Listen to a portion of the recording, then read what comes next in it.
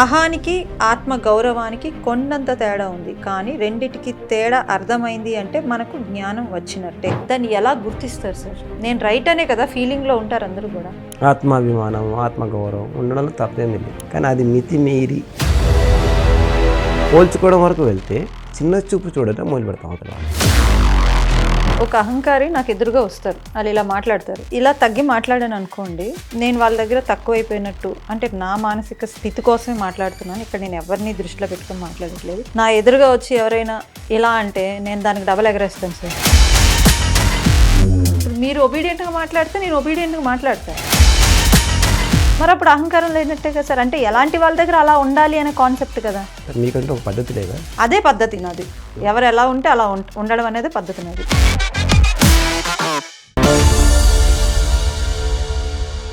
PMC ప్రేక్షకులందరికీ నమస్కారం. భిన్నంగా ఆలోచించు కార్యక్రమానికి స్వాగతం. నేను మీ స్నేహ.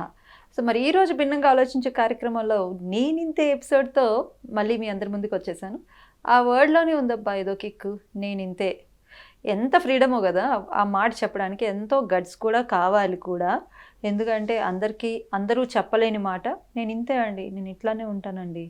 మొహమాటమో లేదు అంటే ఇంకేదైనా రీజన్స్ అయ్యి ఉండొచ్చు, వాళ్ళతో ఉన్న అటాచ్మెంటు, బంధం, ఇలాంటి కారణాల వల్ల వాళ్ళు ఏం చేసినా కూడా వాళ్ళకు అనుగుణంగా మనం చేయడం తప్పించి నేను ఇంతే, నేను ఇలాగే చేస్తాను అనే మాట అయితే చెప్పలేం. అంటే మనం రైట్ అయినప్పటికీ కూడా, మనం కరెక్ట్ వర్క్స్ చేస్తున్నప్పటికి కూడా.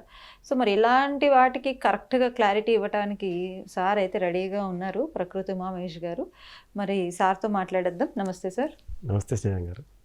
So welcome back to PMC ప్రేక్షకులందరికీ. ఈసారి మరొక్క నేనింతే ఎపిసోడ్లో అంటిచ్చారు సార్ మా అందరికీ నేనింతే అని. నిజంగానే ఇంట్రోవర్డ్స్ ఉంటారు, వాళ్ళు ఏమీ మాట్లాడలేరు, ఏమీ ఎక్స్ప్రెస్ చేయలేరు. ఏదైనా వాళ్ళకి నచ్చిన పని చేస్తే ఓకే, ఎవరికైనా నచ్చకపోతే ఓకే, మనకు నచ్చినా కూడా సరేలే, వాళ్ళకి నచ్చలేదు కదా, మనం రైట్ చేస్తున్నప్పటికి కూడా వాళ్ళకి నచ్చలేదు కదా, నేనేమైనా చెప్తే ఏదైనా అనుకుంటారేమో వాళ్ళు అని చెప్పి ఆ మాట నేను ఇంతే అండి, నేను ఇలాగే చేస్తానండి అని చెప్పలేం. కాకపోతే ఇప్పుడు ఈ కొటేషన్స్తో వాళ్ళలో ఎక్కడో ఖచ్చితంగా సెల్ఫ్ కాన్ఫిడెన్స్ అయితే వస్తుంది. సో మరి ఈరోజు నేనింతేలో ఫస్ట్ కొటేషన్ చూసేద్దాం. అహానికి ఆత్మ గౌరవానికి కొండంత తేడా ఉంది, కానీ రెండిటికి తేడా అర్థమైంది అంటే మనకు జ్ఞానం వచ్చినట్టే. సో అహం, ఆత్మగౌరవం రెండు పక్కపక్కనే ఉంటాయి. ఆత్మగౌరవం అని ప్రతి ఒక్కరూ అనుకుంటారు. ఈవెన్ అహం ఉన్నప్పటికీ కూడా ఆత్మగౌరవం అని దానికి పేరు పెడతారు, ఒక పెయింట్ వేస్తారు దానిపైన. మరి దాన్ని ఎలా గుర్తిస్తారు సార్? నేను రైట్ అనే కదా ఫీలింగ్లో ఉంటారు అందరూ కూడా. మీరు రైటే, ఇంకొకరి కంటే ఎక్కువ అన్నది అహం. అహం ఎప్పుడు వస్తుంది? ఇంకొకరు ఉన్నప్పుడు వస్తుంది మన మైండ్లో. నేను ఇప్పుడు మీకంటే అందమైన వాడిని, అది అహం. నేను అందమైన వాడిని, నా మీద నాకు నమ్మకం ఉంది, నా అందం మీద నాకు నమ్మకం ఉంది, అది ఆత్మగౌరవం. నా ముఖం రోజు అద్దంలో చూసుకొని అబ్బా భలే ఉన్నాను అది ఓకే.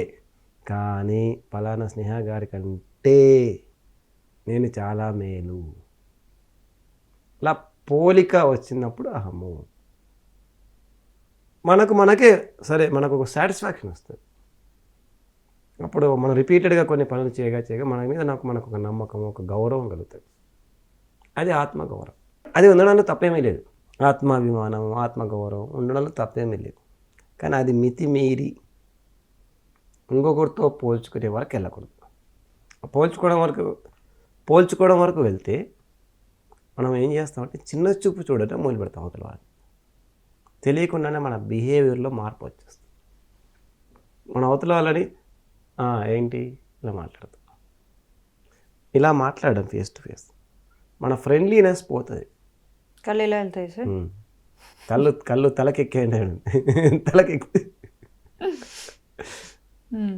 సో మన బాడీ లాంగ్వేజ్ మారిపోతుంది. స్నేహ గారు ఎలా ఉన్నారు ఇలా అనొచ్చు, నేను భిన్నంగా చెప్పి ఇలా చెప్పాను అనుకోండి ఎలా ఉంటుంది, అడగండి.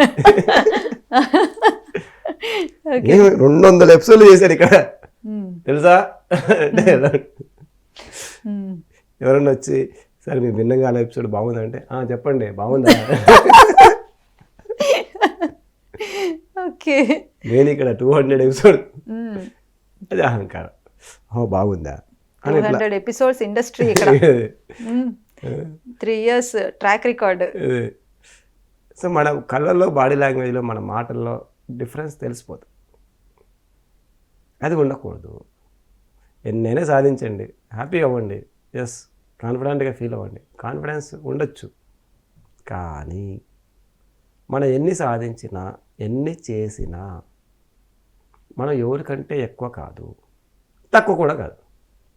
ఆత్మన్యూనత ఉంటే చెప్పండి స్నేహ గారు అంటే సో ఇలా దించేసుకుంటుంది, మధ్యలో ఉండాలి. అందుకే సార్ మధ్య మార్గం అన్నారు. ఎస్, ఫ్రెండ్లీగా ఉంటుంది, అప్పుడు హ్యాపీగా ఉంటుంది. మన బాడీ, మైండ్ అన్నీ కంఫర్టబుల్గా ఉంటుంది. అవతల వాడికి కూడా అలాగే ఉంటుంది. అది కంఫర్టబుల్ ఫీలింగ్ బాగుంటుంది. ఆత్మాభిమానం ఉండడం కంఫర్టబుల్ ఫీలింగ్. డిస్కంఫర్టబుల్గా ఎందుకు ఉండాలి? మనమన్నా డిస్కంఫర్టబుల్గా ఉంటుంటాం, అది అవతల వాళ్ళనైనా డిస్కంఫర్ట్లోకి పంపిస్తూ ఉంటాం. ఆ రెండు తప్పే, రెండు చేయొద్దు. ఇప్పుడు ఒక అహంకారి నాకు ఎదురుగా వస్తారు, వాళ్ళు ఇలా మాట్లాడతారు. నేను ఇలా తగ్గి మాట్లాడాను అనుకోండి, నేను వాళ్ళ దగ్గర తక్కువైపోయినట్టు, అంటే నా మానసిక స్థితి కోసమే మాట్లాడుతున్నాను. ఇక్కడ నేను ఎవరిని దృష్టిలో పెట్టుకొని మాట్లాడట్లేదు. నా ఎదురుగా వచ్చి ఎవరైనా ఇలా అంటే నేను దానికి డబల్ ఎగరేస్తాను సార్. అంటే నేను అయిపోయిందనేనా, మీలో కూడా అహంకారం ఉన్నట్టే. అంతే అంటే ఇప్పుడు మళ్ళీ ఇప్పుడు మీరు ఒబీడియంట్గా మాట్లాడితే నేను ఒబీడియంట్గా మాట్లాడతా, మరి అప్పుడు అహంకారం లేనట్టే కదా సార్. అంటే ఎలాంటి వాళ్ళ దగ్గర అలా ఉండాలి అనే కాన్సెప్ట్ కదా. అలా ఎందుకు? మీకంటే ఒక పద్ధతి లేదా? అదే పద్ధతి నాది. ఎవరు ఎలా ఉంటే అలా ఉండడం అనేది పద్ధతి నాది. అయితే మీకు అలాగే నచ్చితే అలాగే ఉండండి, దానివల్ల కొన్ని ఇబ్బందులు ఏదో వస్తుంది. అంటే ఇప్పుడు తెలియకుండానే మనం ఇంకొక చోటు కూడా ఇలా అలాగే చేస్తాం. మంచి వాళ్ళ దగ్గర కూడా చెడుగా బిహేవ్ చేసేస్తాం. ఎందుకంటే మనకు యాటిట్యూడ్ అలవాటు అయిపోతుంది. టక్కని మార్చుకోలేం ఒక్కోసారి సినిమా వాళ్ళలాగా. సినిమా వాళ్ళు అంటే యాక్షన్ అంటేనే చేసేస్తారేమో తెలియదు మనకి. వాళ్ళు కూడా చాలా టేకులు తీసుకుంటారు. మనం అంత టేక్ లేకుండానే టక్కని మార్చే సిచ్యువేషన్ మనకు ఉండదు. పతసారి లాంటి వాళ్ళు చేయగలుగుతారు. నేను చిన్నప్పుడు చూసేవాడిని. సారు ఇతరుల వాడితో కోపంగా ఇలా చూసి మాట్లాడేవారు, ఇతరుల వాడితో నవ్వుతూ మాట్లాడేవారు ఒకటే టైంలో. నాకు అప్పుడప్పుడు బుర్ర ఏది సడన్గా ఆడేమో చాలా వాడు భయపడిపోతుంటాడు, వణుకుతుంటాడు. ఇలా వాడిని వణికిచ్చేవాడు, వీడిని నవ్విచ్చేవాడు. అట్టే టైం రెండు ఆడ నుంచి చూసేవాడిని నేను. నాకు రెండు కనబడతాయి కదా, ఇటు చూసేవాడికి ఎమోషన్ నుంచి ఇంకో ఎమోషన్ జంప్ అవడానికైనా మినిమం టైం పడుతుంది. ప్యారలల్గా చేసేవాడు ఆయన. అదే కదా ఆయన ఎక్స్పర్ట్. అది యాక్షను, నిజం కాదు. టక్కనే అలా తిట్టేసి తన్నేసి వచ్చి నెక్స్ట్ సెకండే ఎలా ఉంది, బాగుందా, బాగా యాక్షన్ చేస్తున్నాడు అలానే అంటారు. ఇంతసేపు మైండ్ బ్లాక్ అయిపోయింది, ఆయన నిజంగానే కోప్పడుతున్నాడేమో, తంతున్నాడేమో అనుకున్నాం, మళ్ళీ ఇప్పుడు బాగుందా అని వచ్చి అంటాడు. అది ఆ లెవెల్ వేరే, మనం ఆ లెవెల్లో లేవు. అందుకే ఒక మంచి పద్ధతిని ఎంచుకోవాలి. అంటే ఒకరు మనతో పొగరుగా మాట్లాడినా మనం శాంతంగా వచ్చేయాలంటారు. మన పద్ధతిలో మనం ఉండగలిగితే మంచిది. 100% ఉండలేకపోతూ ఉంటాం, కానీ ప్రయత్నం చేద్దాం. మనకు ఇంకా 100% ఎక్స్పర్టైజ్ రాలేదు కాబట్టి ఒక్కొక్కసారి అటు ఇటు పోతున్నాయి. ఎవరైనా కోపంగా మాట్లాడితే అప్పుడు సడన్గా నాకు కూడా కోపం వస్తుంటుంది. మెల్లగా తగ్గుతాం, ఒక రోజు తర్వాత తగ్గుతాం, 2 రోజులకు తగ్గుదాం. తగ్గడానికి ఎందుకు ప్రయత్నించకూడదు? తగ్గితే ఏం పోదు. కోపం ఒక అలంకరణే కదా సార్. అలంకరణ ఎవరైనా చెప్పారు ఎక్కడన్నా? శాస్త్రాలు భగవద్గీతలో రాయబడి ఉందా? అంటే బాగుంటుంది కదా కోపం అప్పుడప్పుడు వస్తే. వస్తే బాగుంటుంది, అన్ని పగలు కొడితే బాగానే ఉంటుంది. అయితే మీ ఆయనతో రోజు చెప్పండి పగలు కొట్టమని. అంటే బాగుంటుంది మీన్స్ అస్సలు కోప్పడిగా ఉంటే మనతో ఉన్నవాళ్ళు మన మాట వినరు కదా సార్. కోపాన్ని ప్రదర్శించడం వేరు. అవసరానికి టీచర్ వచ్చి ప్రదర్శిస్తాడు స్కూల్లో, సైలెన్స్ అని పిల్లల్ని గట్టిగా అంటాడు. నేను కూడా లెక్చరర్ ఉన్నప్పుడు అనేవాడిని, అది ప్రదర్శన అంటే అది మన చేతుల్లో ఉంది.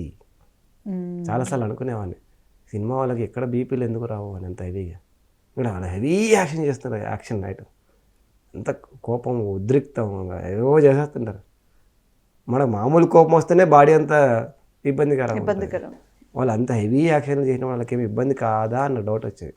కానీ వాళ్ళు లోపల క్లారిటీతో యాక్షన్ చేస్తున్నారు కాబట్టి వాళ్ళ లోపల మైండ్ స్టేబుల్గానే ఉంది, స్టిల్నెస్లోనే ఉంది. ఆ తర్వాత అర్థం నిజంగా అలా అంత బాలకృష్ణ గారు చేసే యాక్షన్లో మనం చూస్తే రౌద్రం, అలా వ్యక్తి నిజంగా కోప్పడితే కంటిన్యూగా 3-4 గంటలు కోపంలో ఉంటే బాడీ ఏమవుతుంది? బీపీ ట్యాబ్లెట్లు వేసుకోవాలి. అలా కాకుండా ఆరోగ్యంగానే ఉన్నారు చాలామంది సినిమా వాళ్ళు. ఓహో, వాళ్ళు దాన్ని లోపల క్లియర్గా స్పష్టంగా లోపలికి తీసుకోకుండా బయట యాక్షన్ చేస్తుంది. అది మనకు ఆనందంగా ఉంది. బయట యాక్షన్ వేరు. మీరు నిజంగా యాక్షన్ చేయగలిగే పరిస్థితి ఉంటే అది ఓకే, కానీ అది లోపలికి వెళ్ళకూడదు. నేర్చుకోవాలి సినిమా వాళ్ళ గురించి.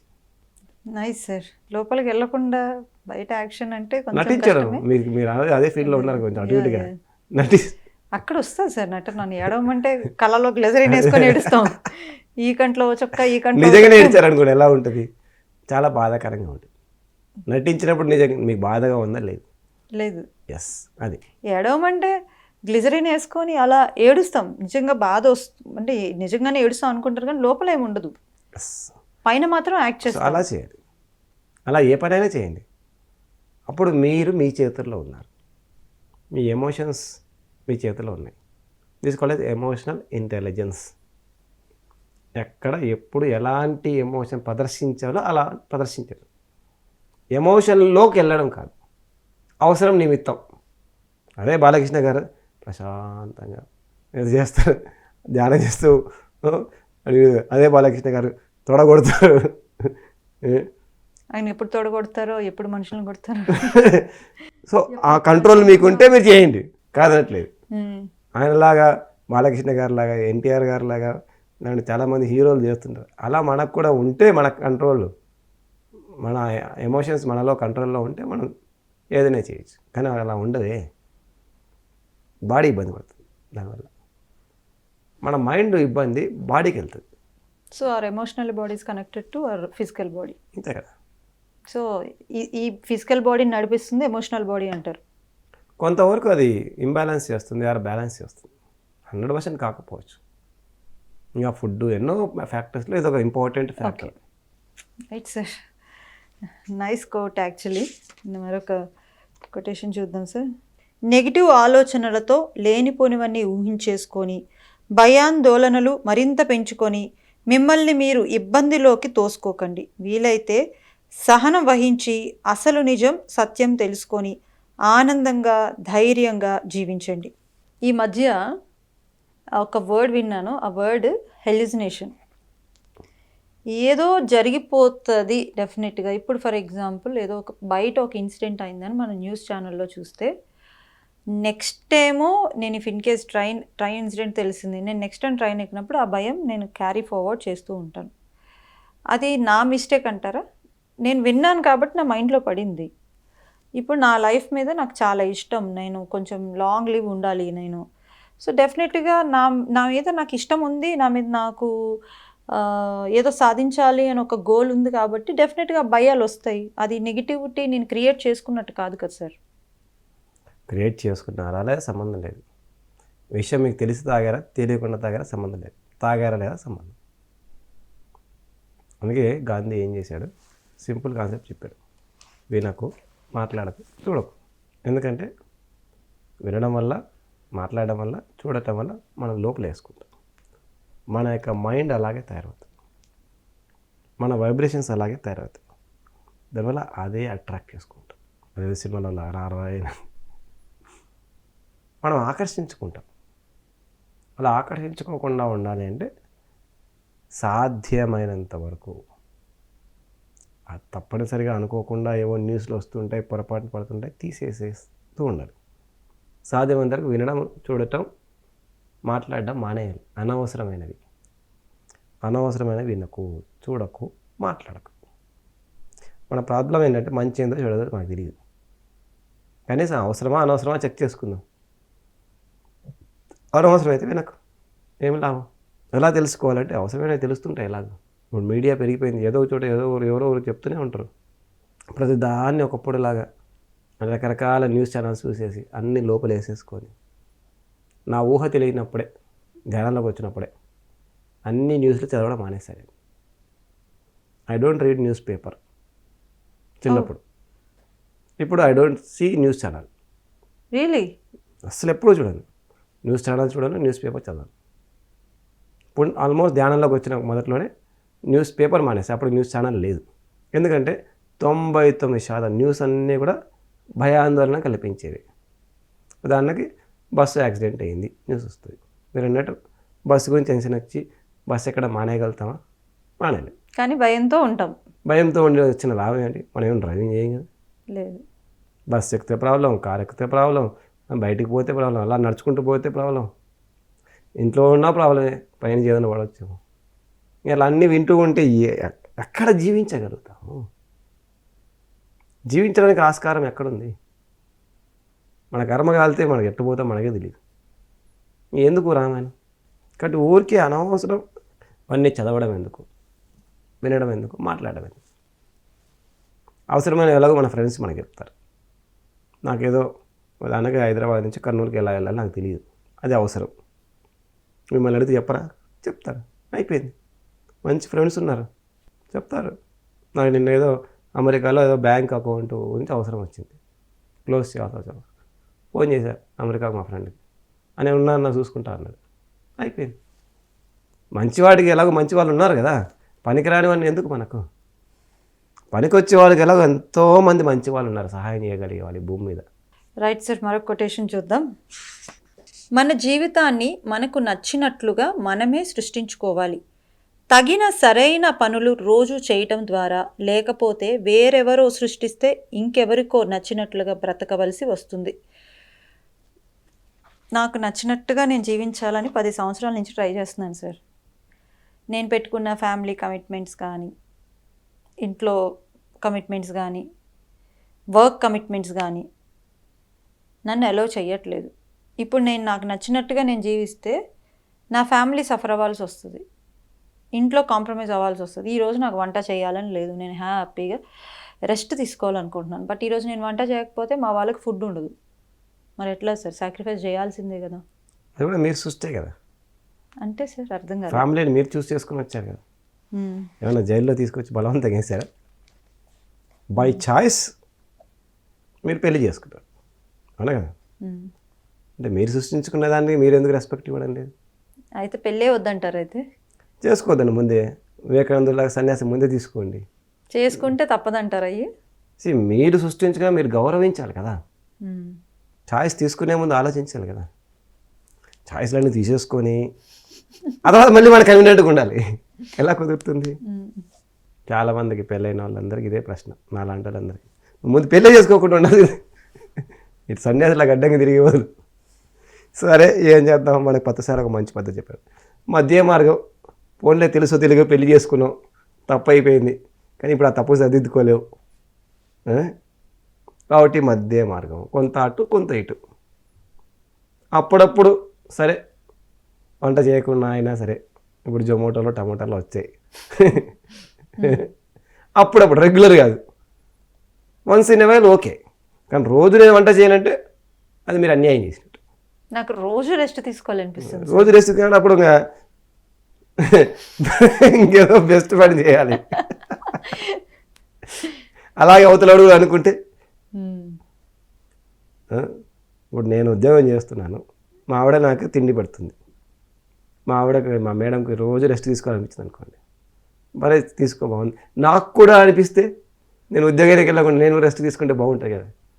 అప్పుడు ఇంట్లో ఏం కావాలి అంటే ఫ్యామిలీ వచ్చిన తర్వాత ఈ చిన్న చిన్న సాక్రిఫైస్ అనే కంటే రెస్పెక్ట్ చేయటం మన వర్క్. అంతే, you respect your own choice.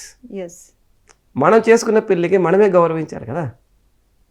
కొంతైనా సంపూర్తిగా ఆదర్శ దంపతులం కాకపోవచ్చు, ఏదో ఒక సగటు మనిషి లాగా బతుకుదాం, సగటు దంపతుల్లాగా బతుకుదాం, సగటు ఫ్యామిలీ మెంబర్, సగటు 100% పర్ఫెక్ట్ దంపతులు కండి, ఆదర్శ దంపతులు కండి, చిలకా గోరింకల్లాగా జీవించండి నేను చెప్పను ఎవరికి. అది ఇంప్రాక్టికల్. ఎందుకంటే శరీరము మనసు అప్పుడప్పుడు అటు ఇటు అవుతుంటాయి. ఎందుకంటే బయట ఉద్యోగం చేస్తాం, వ్యాపారం చేస్తాం, లేదంటే శరీరము ఒక్కొక్కసారి వాతావరణాల ప్రభావాలు అటు ఇటు అవుతుంటుంది. డ్రైవింగ్ చేసి అలసిపోతాం, జర్నీ చేసి అలసిపోతాం, ఇంకేదో పని చేసి అలసిపోతాం. అప్పుడప్పుడు ఓకే, పర్ఫెక్ట్ ఫ్యామిలీ లైఫ్ అనేది wrong concept. Perfect husband, perfect wife, perfect family అనేది రాంగ్ ఎక్స్పెక్టేషన్. అది బాధను కలిగిస్తుంది. Don't be a perfect human being, be a practical human being. Sometimes ఒక సామాన్య మానవుడిగా ఎందుకు జీవించకూడదు? మనమంతా ఓవర్ ఎక్స్పెక్టేషన్స్ పెట్టుకొని పెళ్ళికి ముందు అంటుంటాం అన్నమాట, నిన్ను పువ్వుల్లో పెట్టి చూసుకుంటా. నేను కూడా అలాగే అని చెప్పి తప్పు చేశాను. పువ్వులు ఎందుకులే, బండరాల్లో అయినా సరే పెట్టి చూసుకుంటా. నా దగ్గరికి వస్తే ఎందుకు సార్ ఎప్పుడు పువ్వులు బంగారంలో పెట్టుకొని చూసుకోవచ్చు కదా, వజ్రాల్లో బంగారంలో. ఫ్రీ కదా పూలు, అది ఆ ఫ్రీగా ఉన్న పూలన్నీ పెట్టి చూసుకోలేకపోతున్నాం, బంగారాన్ని ఆడ చూసుకుంటాం. ఉచితంగా సీపులో వచ్చే పువ్వుల్లోనే కుదరట్లేదట, మీరు బంగారు డైమండ్కి వెళ్ళారు. అంటే సామెత ఎప్పటి నుంచో వింటున్నాం కదా సార్, మిమ్మల్ని పువ్వుల్లో పెట్టుకొని చూసుకునే హస్బెండ్ వస్తారు, పువ్వుల్లో పెట్టుకొని చూసుకునే వైఫ్ వస్తారు. అంటే శరీరం బంగారం మీద కూర్చుంటే గంట సేపు ఎట్లా ఉంటుంది?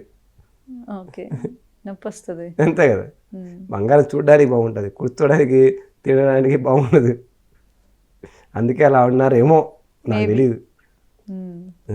అత్యంత అందమైనది పువ్వే కదా, సున్నితంగా ఉండేది, అత్యంత సున్నితంగా మృదు మధురంగా, చూడడానికి చక్కగా, మనకి హార్మ్ఫుల్గా కాకుండా కంఫర్టబుల్గా ఉండేది.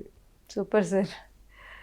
సో మొత్తం మీదకి మన వర్క్ని, మనం తీసుకునే డెసిషన్ని, ఏదైతే కమిట్మెంట్ని రెస్పెక్ట్ చేయాలంటారు ఫైనల్. వర్క్ లైఫ్ బ్యాలెన్స్ కొంతైనా బ్యాలెన్స్ చేయాల్సిందే, because that is your own choice. ఇక్కడ దాని గురించి కాదు టాపిక్. అట్లీస్ట్ మీరు అనుకున్న కొన్నైనా ఇవన్నీ బ్యాలెన్స్ చేసుకోకపోతే ఏదో ఒక రోజు డిస్సాటిస్ఫాక్షన్ వస్తుంది. వర్క్ చేస్తున్నాం ఇంట్లో, రోజు వంట చేసి చేసి చేసి చేసి నేను సాక్రిఫైస్ చేసేస్తున్నా మా ఫ్యామిలీ కోసం. చాలామంది ఏం చేస్తారంటే జీవితం అంతా వంటలోనే ఉండిపోతారు. కొంత కూడా వాళ్ళు అనుకున్న పని చేయకుండా. చాలామంది చాలాసార్లు నేను అడుగుతుంటారు, ధ్యానానికి రండి అని. లేదు సార్, వంట చేయాలి సార్, ఈరోజు చేశాను, రేపు చేశాను, ఎల్లుండి చేసి 10 ఏళ్ళ తర్వాత ఇన్ని రోజులు వంట చేస్తే, ఇన్ని రోజులు ఇంట్లోనే ఉంటే నాకేమొచ్చింది, నాకేం గౌరవం వచ్చి అన్నీ సిరిపడతారు, ఫ్రస్ట్రేట్ అవుతారు. అందుకే అప్పుడప్పుడు మీరు అనుకున్న ప్రపంచాన్ని కూడా మీరు సృష్టించుకోవడానికి కొంత సమయాన్ని, కొంత శక్తిని, కొంత డబ్బులు మీ దగ్గర ఉన్న అన్నీ కూడా పెట్టండి. అప్పుడు ఒక కొద్ది రోజుల తర్వాత దాని యొక్క గ్రోత్ కూడా మీకు కనపడుతుంది. కేవలం బాధ్యతలు బాధ్యతలు బాధ్యతలు అని అతి బాధ్యతలు మోయకుండా కనీస బాధ్యతలు చూసుకుంటూ, కనీస బాధ్యతలు, తాజ్మహల్ కట్టించే అవసరం లేదు, రోజు పంచభక్ష పరమాణాలు వండి పెట్టే అవసరం లేదు, రోజు మన ఇంట్లో వాళ్ళందరినీ పువ్వుల్లో పెట్టి చూసుకునే అవసరం లేదు. వాళ్ళ పువ్వులు వాళ్ళే కొనుక్కొని వచ్చుకొని పెట్టుకున్నట్టు నేర్పించాలి. ఉన్నారు కదా అని నోట్లో అన్నం పెట్టే అవసరం లేదు. ఈరోజు పెడతారు, రేపు పెడతాము, ఎల్లుండి నువ్వు ఎక్కడ ఉంటావు గ్యారంటీ ఏంటి? ఎవరికి వాళ్ళు చేసుకున్నట్టు చేస్తూ మన కోసం కూడా, మన ఆత్మ పురోగతి కోసం కూడా మనం ఏదైనా ఒకటి చేస్తూ ఉంటే మనకు ఒక సాటిస్ఫాక్షన్ అంటే మన ప్రపంచాన్ని మనం సృష్టించుకుంటాం. లేదంటే ఎవడో అంటే మనం కట్టపలాగా ఉంటాం.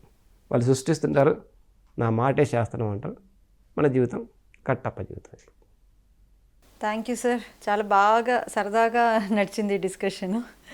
ఎనీవేస్, మన తీసుకునే డెసిషన్స్ మన చాయిస్తోనే మనం డెసిషన్ తీసుకుంటాం కాబట్టి అవి ఖచ్చితంగా రెస్పెక్ట్ చేయాలి, రెస్పెక్ట్ చేస్తాం కూడా. చాలా చక్కగా చెప్పారు. Thank you so much sir. So చూసారు కదా, మనం ఏదైతే మనం చూస్ చేసుకొని ఒక ఫ్యామిలీ లైఫ్కి వెళ్తామో, ఒక జాబ్లోకి వెళ్తామో, లేదంటే ఒక నెట్వర్క్లోకి వెళ్తామో, ఏదైనా మన ఆప్షనల్గా వెళ్తాం కాబట్టి దాన్ని రెస్పెక్ట్ చేయాలి డెఫినెట్గా. అలా అని మరీ సాక్రిఫైస్ చేసి జీవించాల్సిన అవసరం లేదు. డెఫినెట్గా ఏదో ఒక రోజు మన కోసం మనం అంటూ కేటాయించుకొని ఆ రోజు మనకి హ్యాపీగా ఉండొచ్చు. బట్ మిగిలిన రోజులు మాత్రం మన బాధ్యతల్ని ఖచ్చితంగా నెరవేర్చాలి. ఎండ్ పాయింట్ చాలా బాగుంది. సో మీ అందరు కూడా నచ్చింది అనుకుంటున్నాను. ఇది ఇవాల్టి మన భిన్నంగా ఆలోచించులో నేనింతే ఎపిసోడ్. మరొక ఎపిసోడ్లో మళ్ళీ కలుసుకుందాం. అంతవరకు సెలవు. నమస్కారం. చూస్తూనే ఉండండి PMC ఛానల్.